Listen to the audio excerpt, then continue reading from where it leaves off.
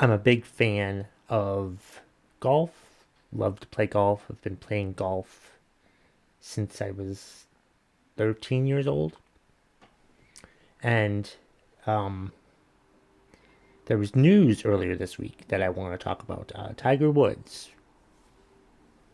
greatest greatest golfer in the world, greatest golfer of all time, arguably, was in a car accident, a one car accident, um, a couple days ago. I think it was Tuesday. Anyway, um, and there was a lot of coverage about it on Tuesday, and I'm just like, he's not dead, you know? Sure, he drove over the median and flipped over, but there were no life-threatening injuries. He hurt one leg worse than the other. I think he shattered one of his ankles, but he's not dead. I mean, I saw the tweets because that's where I get most of my information is Twitter. Follow me on Twitter at McTaggart Attack. I'm waiting. Okay. So yeah, I just saw that and I'm like, oh, I know what's gonna happen. It's because it's like a wave. It's like a big wave. It's like a you know you see the tweets and then the news networks jump on it and they spend all day on it. Like ESPN spent all day on it. I guess deservedly so since they're a sports network. CNN spent a hell of a lot of time on the Tiger Woods car accident. And it's like, it just makes me realize how much I hate the news, especially when they didn't get all their facts together at first because they don't know what's happening, but they need to get the news. They need to be the first to report things. They need to be the first to report anything that's happened, even the stuff that was the lie, because like there was word that like they needed the jaws of life to get him out of the car, and then that wasn't true. But of course they report it because they don't know if it's true or not. Why not wait until you know for sure what's happening? I want news that gets stuff right. I don't want news that gets stuff first. Because usually when it's the first person to report, they're probably wrong in one way or another. I didn't read the article, but I saw some people saying that um, the news networks didn't learn their lesson from the Kobe Bryant uh, helicopter crash from last year where he died. Because they got a lot of information wrong there too. Because at first you thought, oh, Kobe Bryant died in a helicopter crash. Then you find out his daughter was in the helicopter and six other people. And that's how all these people find out. It's ridiculous. It's just the news networks need to stop worrying about getting being they need to stop worrying about being the first ones to report, and they need to focus more on being the first ones to be right, because you don't want to be wrong, especially in the case of like the Tiger Woods accident. What if they had reported, oh, he's fine, he's going to be okay, but then it found out he wasn't? But like it was just a car accident. I mean, it just bugs me because I mean how much time they spent talking about it, and I'm like, why not just wait? But you can't wait. Not in the 24-hour news cycle. It's really just filler. That's really all these news networks do. Is they just need filler. They need content. Like I'm a podcaster. I need content. I was gonna do a podcast today about the potato head thing. How Hasbro was doing away with calling themselves Mr. Potato Head. Instead, now they're just Potato Head. Why? Because they have a Mr. and a Mrs. Potato Head. But when the story first broke out, people were outraged. I was outraged. But then, like, once they explained what was happening, it all made sense because they're just rebranding. It's just frustrating. It's stupid. You don't want to be the first. You never want to be the first to report a story because you better make sure it's right. And that's what's annoying is a lot of times they're not right because, like, what was it with Tiger Woods? They said that the jaws of life were used, but they weren't. What if they had gotten other stuff wrong with it? But I mean, they made such a big deal out of it, and I hate how they make big deals out of these stories because they make you sit there and watch it all fucking day, and it's like, he's not dead. What's the big deal? Tiger Woods isn't dead. Who fucking cares? If he had died, it would have been a much bigger story, but like, non-life-threatening injuries, I'm like, cool, let's just... His agent is asking for privacy. Okay, that's expected. That's good. I think more celebrities should ask for privacy. We need to start asking for more privacy in matters now. We can't. Thanks to social media, everything is like exposed. And that's just a terrible way to go about things, is just to like have everything out there, knowing everyone's business. And like, I don't want to know everybody's business. I don't want to know everybody's opinion.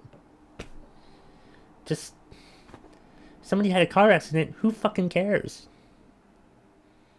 That's news. A celebrity has a car accident. And it occupies all the news all the day long. It's pathetic. If he had died, I would expect, lots of news coverage. But in this case, I'm like, what are we doing?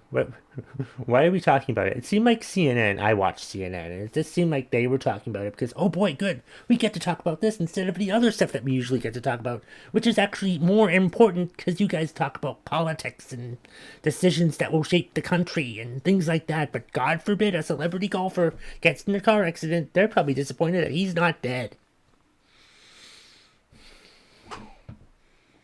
He's not dead. It's just this whole accident news story was just another example of why news channels suck.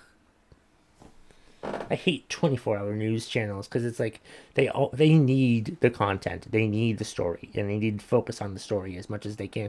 They probably love deaths and destruction and blowing up things. They love all that shit. Why aren't we focusing more on the Nashville guy who blew up those buildings on Christmas Day? Why aren't we talking about that anymore? Why? Because there's other stuff. There's more content. There's much more fresher content for us to talk about. CNN's not even talking about Tiger Woods today. Why? Because he's fine. He's banged up. He needed surgery on his legs, but he's fine. We need to stop deifying people. We need to stop putting people on a fucking pedestal.